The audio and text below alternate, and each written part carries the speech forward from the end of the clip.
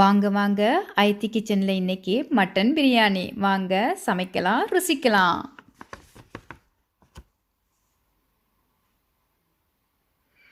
ஐநூறு gram mutton எடுத்திருக்கேன். அது கூட 1 டீஸ்பூன் லெமன் ஜூஸ் சேர்க்குறேன்.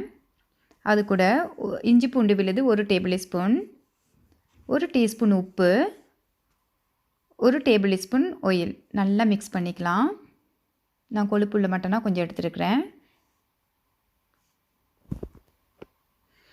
Biryani masala 2 table spoon, 1 teaspoon மல்லித்தூள், 1 டீஸ்பூன் மஞ்சள் தூள்,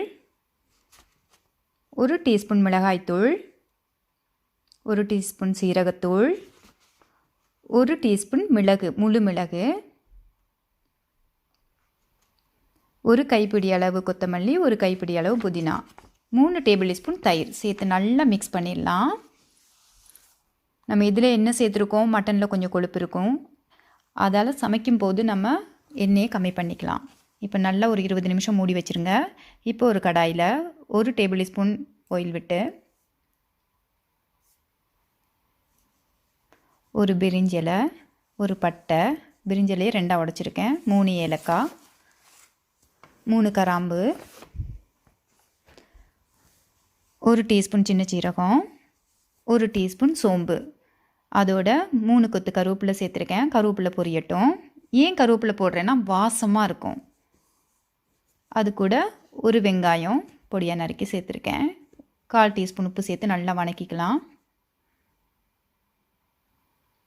இந்த மாதிரி டைமில் ஒரு தக்காளியை நல்லா சின்னதாக கட் பண்ணி சேர்த்துருக்கேன். தக்காளி நல்லா அவியட்டும், நல்லா சேர்ந்து வெங்காயத்தோடு வதங்கட்டும்.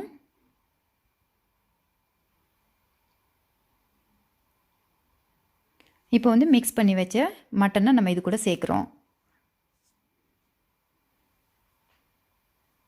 அதாவது சீக்கிரமாக சிம்பிளாக எப்படி செய்கிறன்றது தான் இந்த ரெசிபி. இன்னும் நிறைய விதமாக மட்டன் பிரியாணி வைக்கலாம். நான் உங்களுக்கு வர வீடியோவில் அப்லோட் பண்ணுறேன். இப்போ மூடி வச்சிடலாம் ஒரு ஃபியூ மினிட்ஸ். இப்போ பாருங்கள், இந்த மட்டன்லேருந்து தண்ணியெல்லாம் கொஞ்சம் இறங்கியிருக்கு. இப்போ இதனால் மிக்ஸ் பண்ணிவிட்டு இது கூட நான் 3 கப்பு தண்ணி சேர்க்குறேன். மட்டன் அவியறதுக்காக.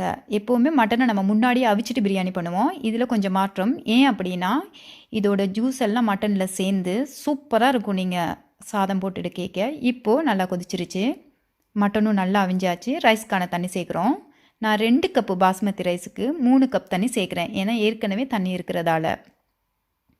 எப்போவுமே கொதிக்கிற தண்ணி தான் சேர்க்கணும், ஞாபகம் வச்சுக்கோங்க.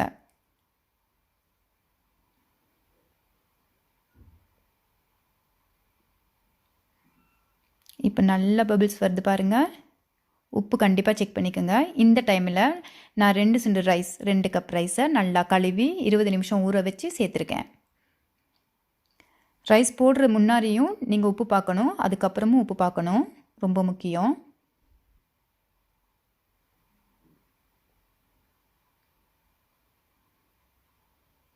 நான் வந்து 2 வெங்காயம் பொரித்து சேர்க்குறேன். தம்மில் போட போகிறோம். நீங்கள் வேணால் கொஞ்சம் கம்மியாக கூட போட்டுக்கலாம், ஆனால் நல்லா டேஸ்ட்டாக இருக்கும். எப்போவுமே பிரியாணி நாக்கில் அப்படியே கரையணும். நான் ஒரு 5 முந்திரியை வறுத்து சேர்க்குறேன் மேலே.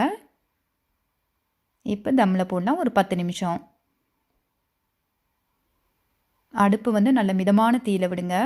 5 நிமிஷத்தோடு அடுப்பு ஆஃப் பண்ணிவிட்டு விட்டிங்கன்னா அந்த சட்டியோட சூப்லேயே 10 நிமிஷம் ஆகிடும். பார்த்தீங்களா, சூப்பராக வந்திருக்கு நம்ம பிரியாணி. இது கூட கண்டிப்பாக நெய் இல்லாத பிரியாணியா 1 டேபிள் ஸ்பூன் நெய் சேர்த்துக்கலாம். உங்களுக்கு வேண்டாம், மட்டனில் நிறைய கொழுப்பு இருக்குன்னா நீங்கள் அதை சேர்க்க வேண்டாம்.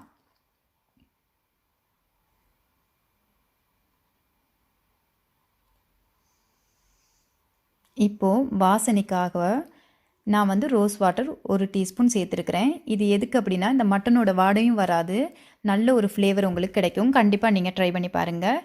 முக்கியமான ஒரு விஷயம் எல்லாத்துலேயும் சொல்கிறது தான் சொல்கிறேங்க. தயவு செஞ்சு ரைஸ் மட்டும் உடையக்கூடாது. சாதமாக பிரியாணி வடித்து நம்ம தம்மில் போட்டு வெளியில் எடுக்கும்போது பாருங்கள் எவ்வளோ அழகாக ஒவ்வொரு சாதமும் நல்ல நீளமாக இருக்குது. அது ரொம்ப முக்கியம். சூப்பராக வந்துருச்சு நம்ம பிரியாணி. கண்டிப்பாக நீங்கள் இதே ரெசிப்பியாக வீட்டில் ட்ரை பண்ணுங்கள். உங்களோட கமெண்ட் எனக்கு கண்டிப்பாக பரிமாறுங்க. ஆரோக்கியமான உணவு, ஆரோக்கியமான வாழ்க்கை. இன்னொரு ரெசிபியில் கண்டிப்பாக உங்களை சந்திக்கிறேன். பாய் பாய்.